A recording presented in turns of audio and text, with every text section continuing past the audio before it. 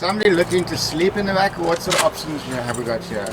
Well, look, the sleeping actually happens in the top section. So you wouldn't really sleep on that bunk there. When the tent goes up, you know, when the actual tent goes up, and I'll open it if you want me to show you. And if the missus gives you a ride on the bench below. I didn't say that. I'm speaking from experience.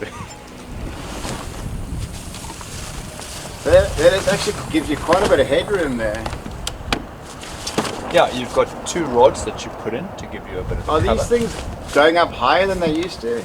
No, I mean they're pretty standard. I mean they go up to sort of, I don't know how many degrees, maybe it's 30 degrees. Okay. But what you've got up here is you've got your space that you sleep in with a decent mattress, and your bedding stays up there, which is lovely. And to access it, you literally go in,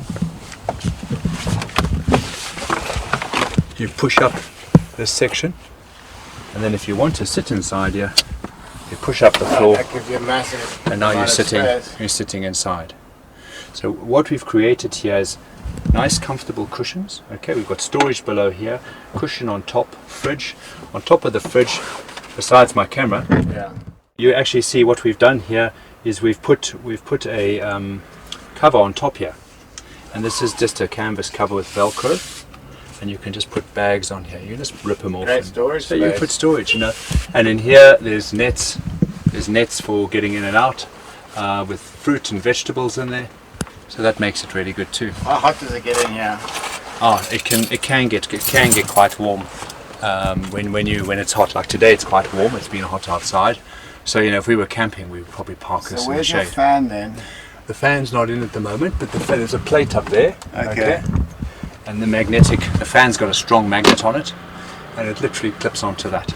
That must make the world of difference in the Serengeti.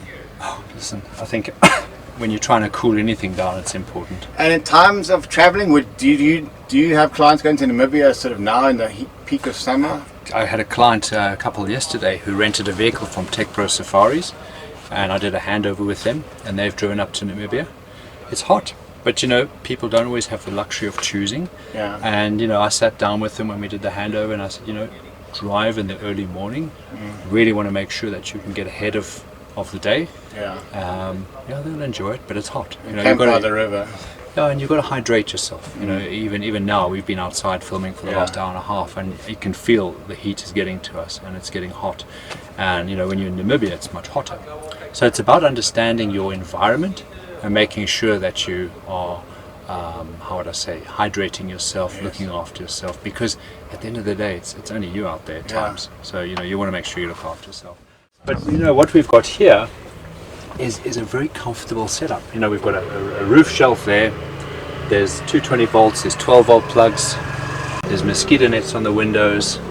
So you know, everything has been looked at to say, can we make it as comfortable as possible? Can you live in here? And you two of you could sit here comfortably. I mean, I can sit back here if I wanted to lie down here, or one of you weren't feeling well, you could lie down. One could lie down here, one could lie up top there. For a medical ambulance, something like this would work really well. Well, they were really, I mean, the Red Cross used these for ambulances for years. Eh? Although you wouldn't want to be going on a bumpy road with a leaf spring suspension with a broken leg.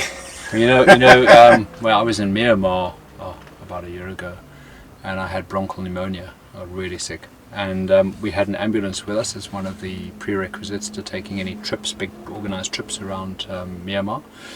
I was 2 days in ambulance. I was lying down, they drove. And they can drive, let me tell you. You want to sleep, it's fine, it's comfortable. I didn't have a broken leg, so no. Yeah. But inherently, when you're trying to build a vehicle, like specifically the Troopy, okay, you've got a very good kitchen there. Okay, we've got the fridge further forward here, so it's not so ideal to go in and out of the fridge. You could argue that point. Some people have put a smaller fridge at the back and run 2 fridges. It depends on space and what you need. Okay, but you probably don't go in the fridge all the time when you need to. So if you're getting meat out, the only time is if you're getting milk and stuff, you know, stopping for coffee, that can be a bit painful. But there's always going to be a compromise to how you do build. There isn't a perfect layout. What we've tried to do with this vehicle is actually maximize being able to close the doors, cook a meal inside if we had to, which is probably more the exception than the rule. because it's not designed to cook lots of food inside and you get a smell inside and all that, you know.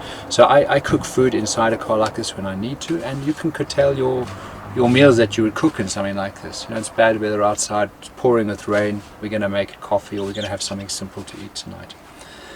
But it does give you enough space to sit in here, two of you. You could put a laptop there, you could watch a movie. You could sit here, put the laptop there. Yeah, you can sit and work. So we know I've done different layouts and designs where people have been able to sit in, work. You can create a lot in this space, but effectively what you're doing is you're keeping an aisle where you could store stuff if you needed to. I generally have clothing in soft bags, so when you stop, the clothes bags go out and onto the driver and passenger seat, and then they've got their space and you can access them through the doors, and it keeps the space nice and clear. It's a very comfortable sort of area to basically live in, and it's big enough, you know, you get used to the space. And the sliders, like Tom does in some of those German trucks, is that just too much to go wrong? Sliders and what? You know, when you actually, the side of the truck can slide out like you see on the RVs. So I think it's something I wouldn't do. Okay, it doesn't make it wrong. I think they do them, and some of them do incredible engineering, and it's really good.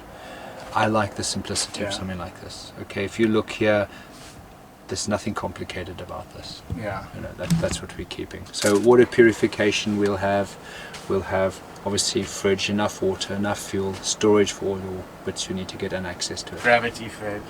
Where you can, yeah. You know, if you're putting Place to go purifiers, you're around. normally going to put a pump with a Okay. purifier to pump it through. So it works. And nice countertops. Well, look, here again, clean, wipe it, stainless steel. Yeah. You know, it's got to be practical. So Yeah. it's like anything. When you live in something long enough, you've got to make it practical. Practical is king. Yeah, here we're in the cockpit. Yeah, the special part. So, you're going to look at the seats here. The seats have got seat covers on.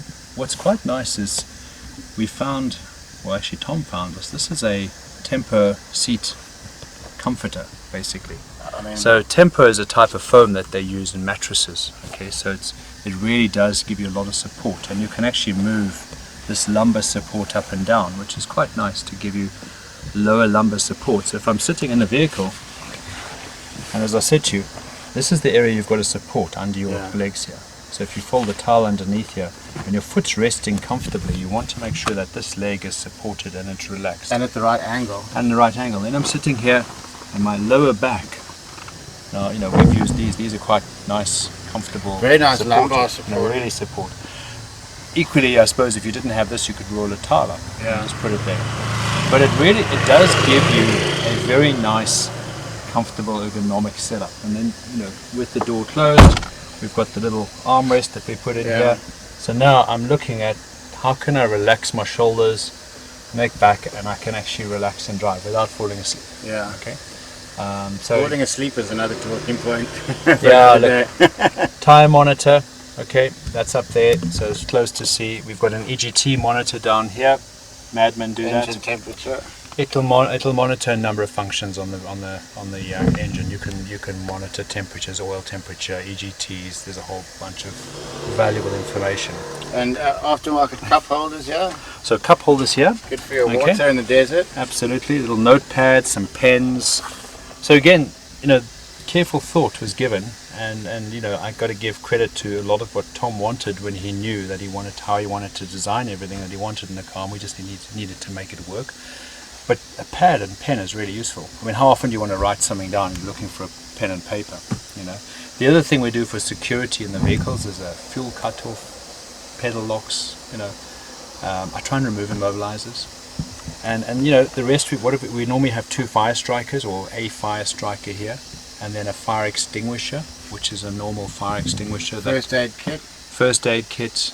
And I see there's a first aid kit sign here, so you know exactly on the back of the seat. Well, where that's to clever. look. That's you know, Tom's. So you obviously learn. It's not just people learning from you. You must learn from some smart clients of yours that have got some good ideas. People share great ideas, and I'm very humbled to share them and then be able to implement them, because you know, ideas little. I mean, this first aid sign. How clever is that?